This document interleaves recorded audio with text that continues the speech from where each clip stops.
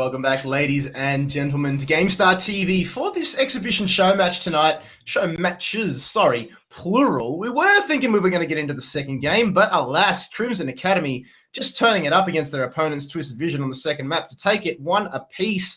They took Sky Temple, they lost Cursed Hollow, and now we're going to go over to Infernal Shrines for a bit of Punisher action. The man John Cena himself will be coming out, but who is going to take this one? Will Twisted Vision actually turn up and draft on meta? Who knows? It is all for a bit of fun and a bit of entertainment. My name is Kit Fox, joined once again by Open Div Master You Wish and You Wish. Crimson Academy, ya boys, doing so well. Yeah, look, I'm happy they really turned it up. It's good to see that we can develop some talent in Open Division and be able to take it to these teams. Even if they were to lose this game, they can. That game was so decisive and so well played. And like I said, with the Valera, the full stat maybe a little bit off meta at the moment, but they're still Twisted Vision are a very accomplished team. They got good players, so to be able to take it like they did.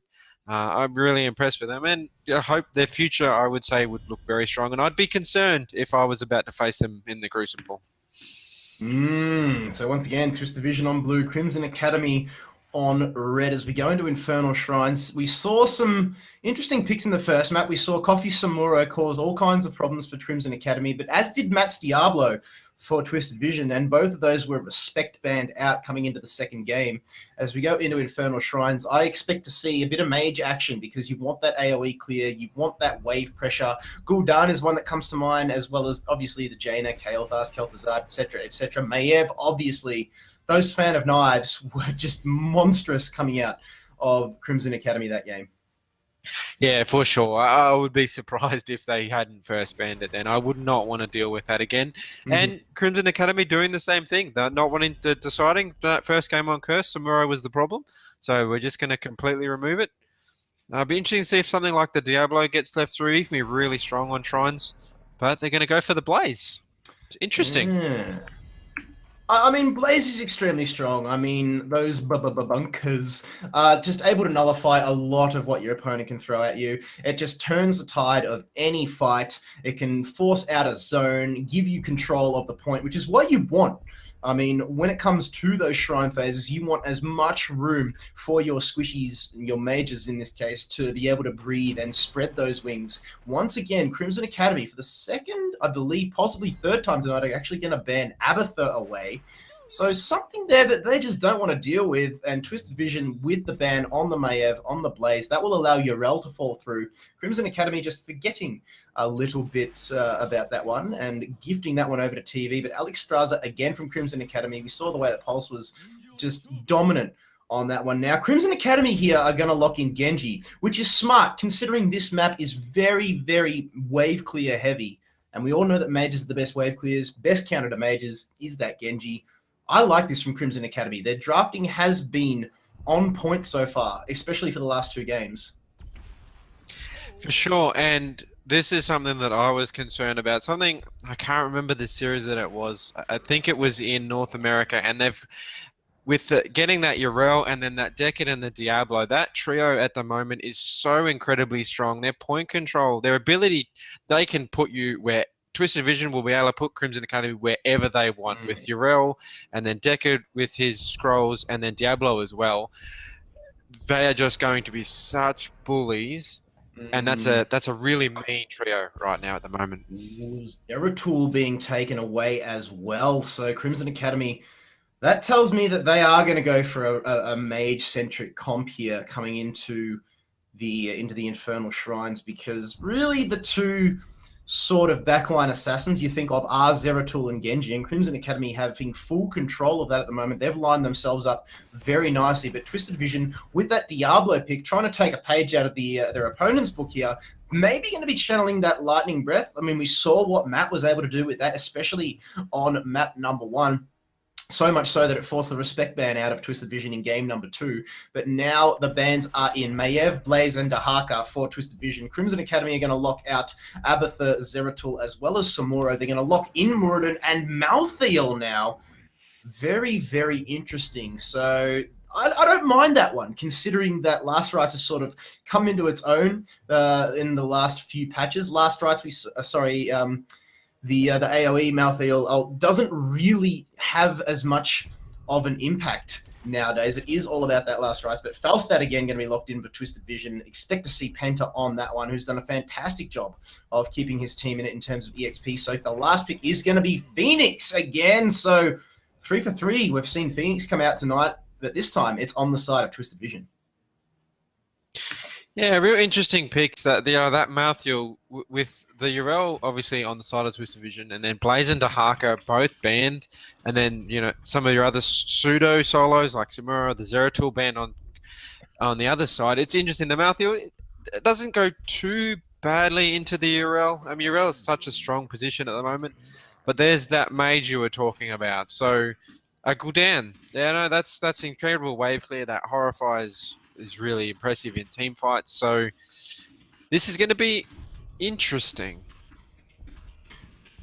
Yeah, I like it. I mean, I like the lineup for Crimson Academy here, but the one thing that stands out to me is the Alexstrasza. Was it the best choice for the heals, considering you've got the Gul'dan, you've got the Genji, who's all over the back line. Malthael has a fair bit of self-sustain, but really only two frontliners are the Muradin as well as that Malthael. So we'll have to wait and see. I mean, Pulse Croxy's Alexstrasza has been on point tonight. The Dragon Queens have been popped at the most opportune time, so he definitely knows his hero inside and out. But Deckard, Magic Gnome, he has played very well tonight. His white main was good, but Crimson Academy were just able to shut that down. And without any heals, you are going to struggle. It doesn't matter what team you are, who you're playing against. No heals basically means no hope. So if they're able to prioritize the targets, well, either team is going to be able to prioritize the targets here. If Genji can get those assassinations off, if Urel can get the displacement off onto Crimson Academy as well,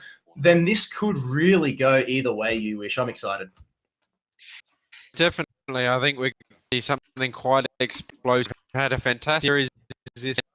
We've definitely saved from any possible picks, as we might like to say. Just both really solid comps, and it's just come down to who can pull it off and then take the crown and our applause for the evening. Yes, and that is only game number 1. I mean, if you like this, just you wait. We've got We Left School for this and Impenetrable Hill coming up right after this game, but this one is going to be on like Donkey Kong. Penta is on Falstad. That's the second time I've done that tonight. Coffee on Phoenix, Magic Gnome on Deckard, Gondo on Urel, and Spazzo on Diablo. On the red side, Muradin, played by Matt. I almost did the same thing. I'm following your cue. Luke on the Genji, Alexstrasza by Pulse Croxy again, Ashley on the Gul'dan, and Raven playing that Malthael. As the good old-fashioned ANZ punch-up gets underway in the mid lane, Malthael throws out the dash grab, but Gondo comes from behind, and oh my god, the displacement game is so strong from Twisted Vision, and they've turned it up. They say, we want to win this, we've had our fun, and now you guys are in for a world of pain. They get the first kill, going their way. And we all know what happened on Sky Temple. Those quick frags going over the way of Crimson Academy gave them the advantage that your opponent, Twisted Vision, just could not recoup back. And this time, it's TV in the driver's seat. Yeah, that was a lovely... And that's the pressure of that, the Urel into that Diablo. Urel knocks the back, and then Spazzo just does that charge. They're going to get a second kill on Ashley there as well. They're just pushing them around. It's what I was afraid of. And... Crimson Academy is going to have to play incredibly safe. Matt just not able to dwarf toss his way to safety here. Alexstrasza trying to provide some heals, but he will get taken down eventually at the hands of Diablo and friends in the mid lane. So Twisted Vision with 3 frags in their back pocket at the moment. They've taken the kill lead, they've taken the EXP lead, and at 1.5 minutes into this game, you wish, they're not only in the driver's seat, they are cruising down the freeway at 100, top down, arm out the window. Just getting ready for summer, that's coming. Yep, Toffee now going to get to work on the Kazaras for Twisted Vision. That'll get the pressure down the mid lane very, very shortly. Now, Crimson Academy going to do the exact same thing. And in the chat before, I don't know if everybody in Twitch saw it, the compliments that Twisted Vision were throwing out to Crimson Academy in terms of the way that their game had progressed and improved from Game 1 to Game 2 was great to see. I mean, look, it is only a show match. It is all for fun at the end of the day, but Crimson Academy are an extremely promising team here under the guidance of, well, their parent organization, Crimson themselves. And they're doing fantastic things, and you can see that in the way that they reflect the play here. Raven extremely deep as Penta up in the top lane is in prime position on Falstad, but alas, not level 10 yet, can't get the gust off. Raven threw out the Death Shroud and then was just able to blink his way across back to safety. So the man knows his Malthael, that's no doubt about that. And with just over 15 seconds until we get into the first Shrine phase, it's Twisted Vision with a slight lead at the moment, you. Yeah, just a slight lead. Crimson pulling that experience just a little bit back to about half a level. They don't really have to probably worry about the level 7, at least initially, with this Shrine, so they should be able to fight. They really want to get it started quickly so that they don't get that advantage. If they lose that level 7 talent advantage halfway through this fight, it's going to go very poorly for them. There, Alex Strasser throwing down the Abundance, so that is a long cooldown to get into the initial stages of this fight, and it's even Stevens in terms of the Shrine Guardians. Heradric Cube will go out, as is a Scroll of Sealing. It's going to collect Raven on that Malthael. Matt extremely deep again on that front line, but this time Crimson Academy are able to protect him and keep him alive. They need to protect Ashley as well, who's in great position and actually gets the assassination with the help of Luke on the Genji onto the Phoenix. So that is a lot of damage down for Twisted Vision, one of their most pivotal, especially when it comes to the Shrine phase. They've only really got Falstad for that clear at the moment, and just with that single frag, you wish, it is going to be Crimson Academy who wrest control of this Shrine away from TV. It is going to be a Mortar Punisher, arguably the weakest of the three, but alas, it is still a Punisher, and that's what you want.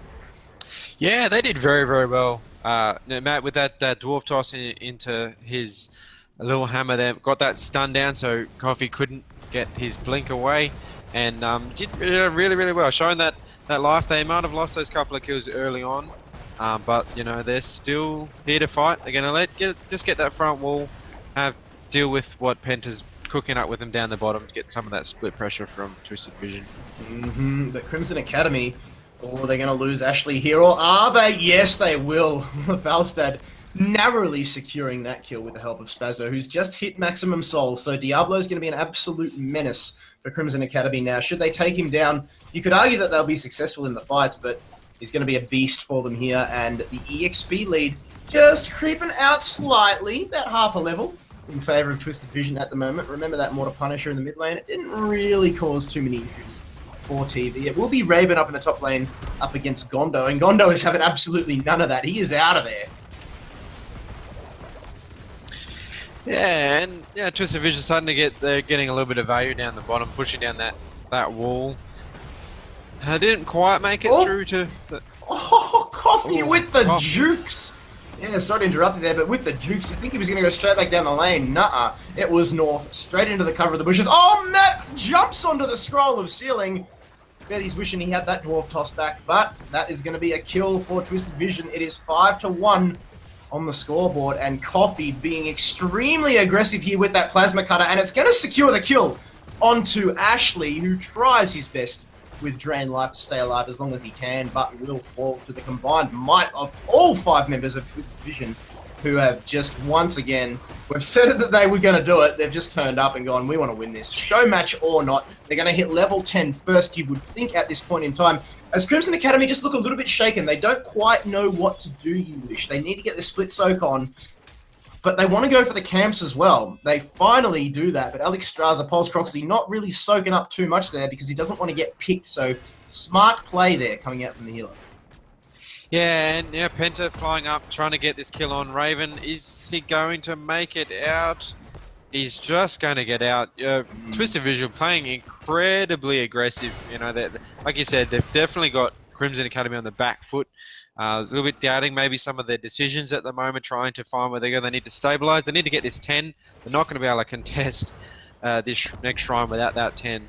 And so they're just going to have to, get this experience, but they're going to have to be a little bit careful. Twisted Vision they're out for blood. They're going to punish them if they overstep.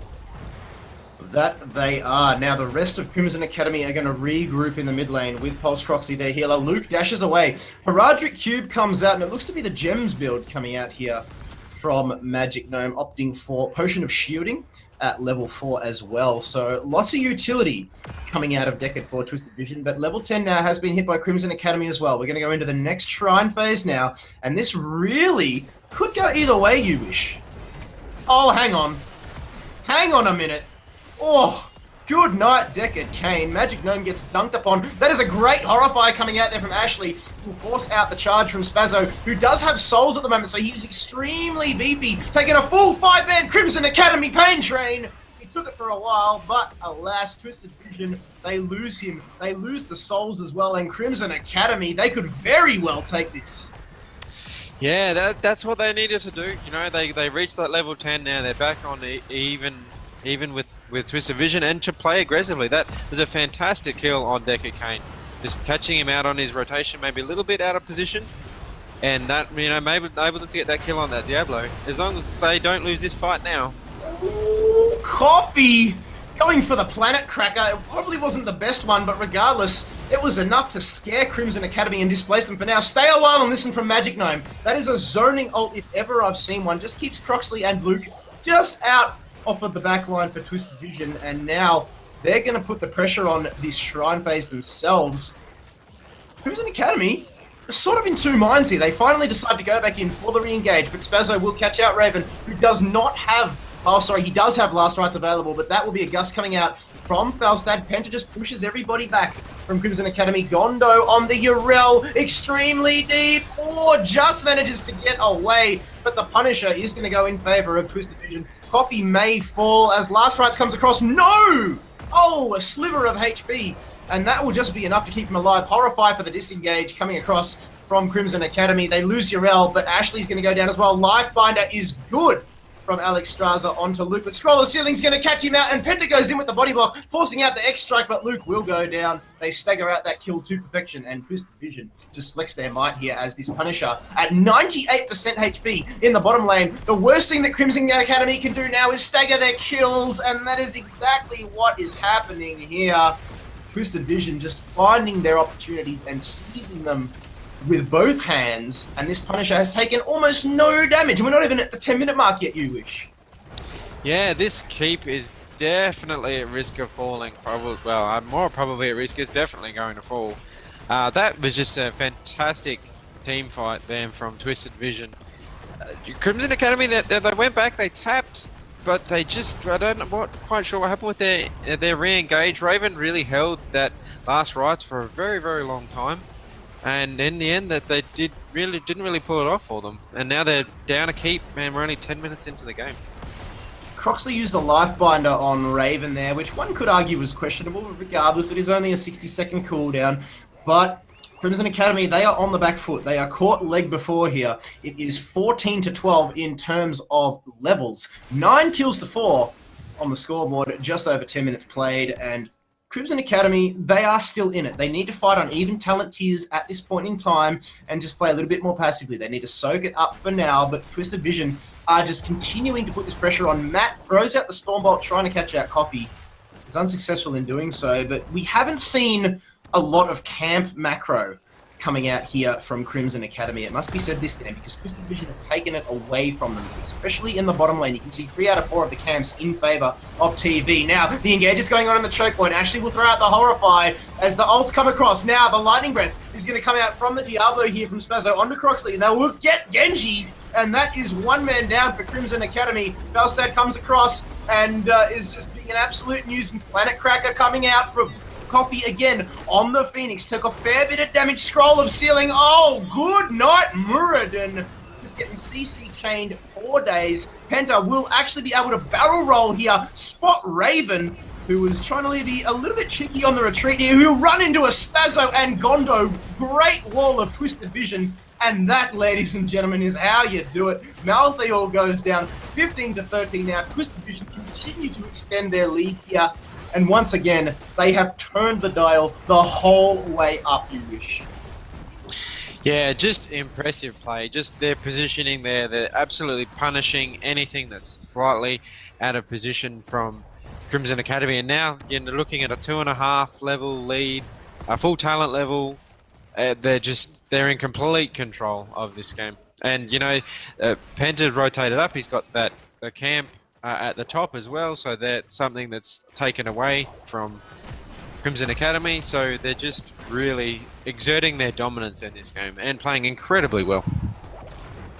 As the corruption has now been hit, echoed corruption has been hit by Ashley now. So Gul'dan just being a little bit more menacing, especially when it's going to come to those shrine phases. I mean, those choke points are going to be the battlefield of choice for both of these teams. I mean, you've got massive AoE, you've got the Stay a While and Listen, you've got the Planet Cracker, as well as Falstad's Gust, which is up yet again in 10 seconds.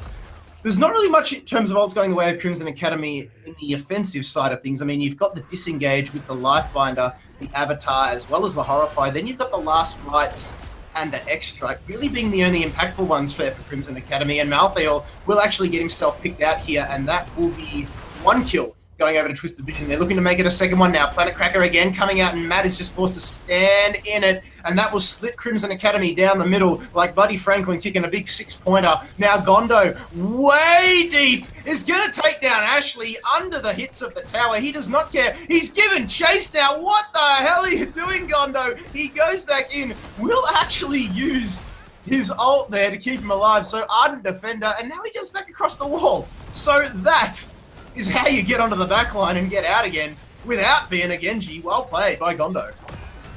Yeah, I don't think they're expecting two heroes to be diving for them quite like that. It caught them completely off guard. A fantastic play by Gondo. I don't think Crimson Academy were expecting that. Hell, I wasn't expecting that. But Yrel has just got so much versatility, but Ardent Defender is down for a long time now. It is on a 120-second cooldown, which is right up there as far as cooldowns go. Now, the Heradric Cube, but Spazzo actually flicked Luke out of the Scroll of Sealing there, and that is a fantastic disengage from Penta, but the Last Rites were just able to get procced off, and that will send Gondo back to the bench. Yeah, that's what we've been waiting to see, and now, Crimson Academy doing a good job. They've got that advantage, and they're going to keep pushing and keep this fight. That's what they need to do to get back in this game.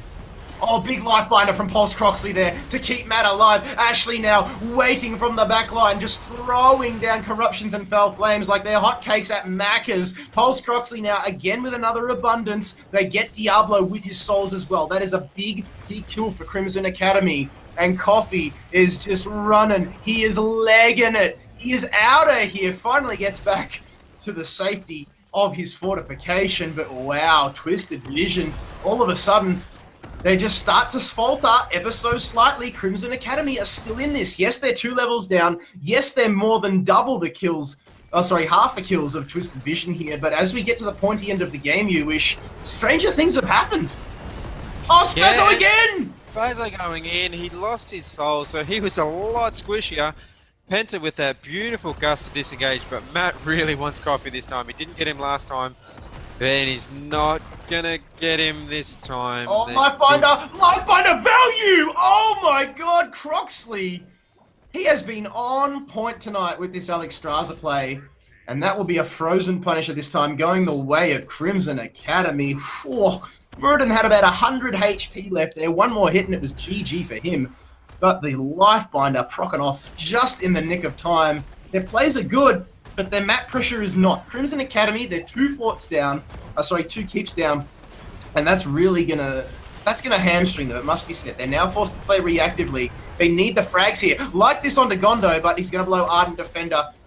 The Scroll of Sealing will provide some much needed support. Last Rites onto Magic Gnome. Oh, he gets it again. So this is where Crimson Academy, they are shoveling coals into the train here at the moment, and it is chugging down the mid lane. Yeah, that was really, really well done. Luke put that pressure onto Coffee at the back line, and then they managed to get that kill onto Magic. What they needed to do was a little bit worried. They weren't going to really push this advantage with this Punisher. They kind of just spread out a little bit too far, but they obviously decided they've come back and they're going to try and push it. They're going to put some pressure on this keep.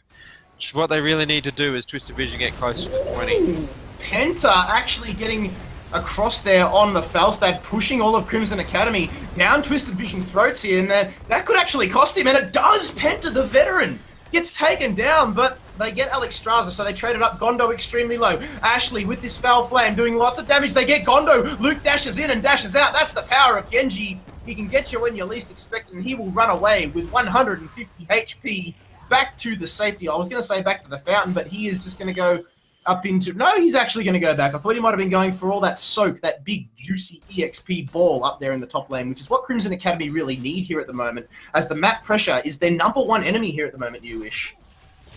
Yeah, that's it. And, you know, they've pulled themselves close. There's a couple of fantastic team fights there. They're not too far from 20 now, which is good. They're not too far from just division, which is going to get quite scary for them if they were. But they can clear those catapults out. Luke's going to do a good job. They're not going to take any damage on their core. So, you know, they're crawling their way back. They haven't managed to get... Mid-keep sitting about half health. But they've done a fantastic job. Those last couple of team fights really utilising the pressure that they can by that quick burst damage and then finish off with that last rights, making sure they're picking the right target. And then it's worked out for them. Indeed, the Twisted Vision lads, they've got one objective that they can take them at this point, and it is going to be their Shaman camp, the strongest camp in the game. They need to do something because, well... Crimson Academy have hit level 20 at almost exactly the same time, and this game is once again on a knife's edge here, you wish. It really could tilt either way, but at level 20 and the way that Crimson Academy are playing at the moment, the wind is in their sails. I don't know, we're not supposed to root for teams, but the way that the Open Div team here has leveled up from Game 1 to Game 2 to Game 3 really is inspiring here. Yeah, they're doing a fantastic... And the way that they've clawed their way back into this team, Twisted Vision came out so aggressively, but they've steadied the ship. They lost a couple of keeps, you know, they're certainly still behind a little bit, but they're doing a fantastic job. I'm excited to see Spazzo. He's gone a personal favourite of mine when I like to quick match, because I'm that terrible and I can only quick match. He's gone Hellgate. So that'll be... I want to see what he can do with that. Maybe... you know, get that small apocalypse under someone and then the lightning breath into it. That's a bit of a playmaking talent. It's gonna be should be fun to see. Hey, no shame in QM. Kid Kerrigan plays nothing but quick match, does not play Hero League, and gets, well, is one of the most successful streamers going around in the region at the moment. So don't be hating on the QM, my man. It's Spazzo now, taking a fair bit of damage.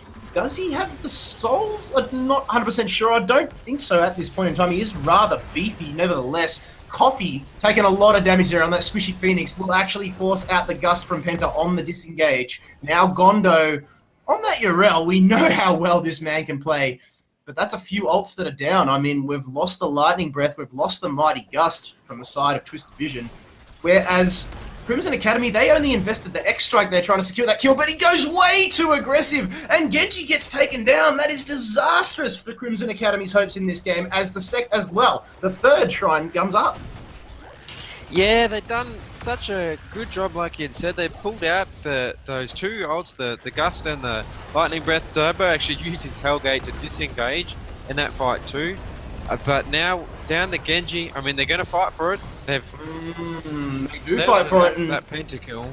Pulse Croxley threw down the Abundance just in the nick of time, was taking a fair bit of damage. Stay a while and listen, we'll collect him as well as Ashley on the Gul'dan. Magic Gnome, though, taking tons of damage. The heals are good, and Pulse Croxley actually forces him away there with the Wing Buffet. So maybe just saving his life a little bit there, but nevertheless, they take down Gondo, and Twisted Vision are on the back foot. They've taken 15 of the Shrine Guardians, but Crimson Academy, now it's their turn to get the farm on. Remember, their #1 enemy is the mid lane and the bottom lane at this point in time. Matt goes in again here, being an extremely aggressive front liner, as you need to do. Here comes the Lightning Breath coming up here. Magic Gnome will keep him alive. Raven gets the much-needed heals from Croxley's Abundance. Spazzo with the Hellgate doesn't actually collect anybody with it. And now Matt gets a cube, well, a Sapphire Heraldric cube from his troubles there. In comes the Lightbinder, and it procs yet again! Pulse Croxley, take a bow. Your Alex Straza is divine. Yeah, I think if we gave our MVP awards for this series, it'd have to be Pulse Croxley. His support in all three games, even in game one, has been absolutely phenomenal. There's Alex Rather the last two. Those live binders, couldn't be timing them any more perfectly. It's an incredible display. Indeed it is. The Punisher taking a fair bit of damage. It's knocking down the bottom lane, which is probably the... Not the best lane for Crimson Academy to be knocking down at the moment, but it doesn't matter. You took the objective. You're just going to roll with it. Now they're going to steal, well, they're thinking about stealing the Khazras away from Twisted Vision at the moment. You've got Matt just baiting out the Twisted Vision lads here for Crimson Academy, and he will dwarf toss his way back. The rest of Crimson just sitting back and just calculating what they need to do here. Raven is going to go over and take the Khazras, their own Khazras. Meanwhile, TV having theirs pinched out from under them. So well done here, Crimson Academy. Again, they're in the driver's seat now.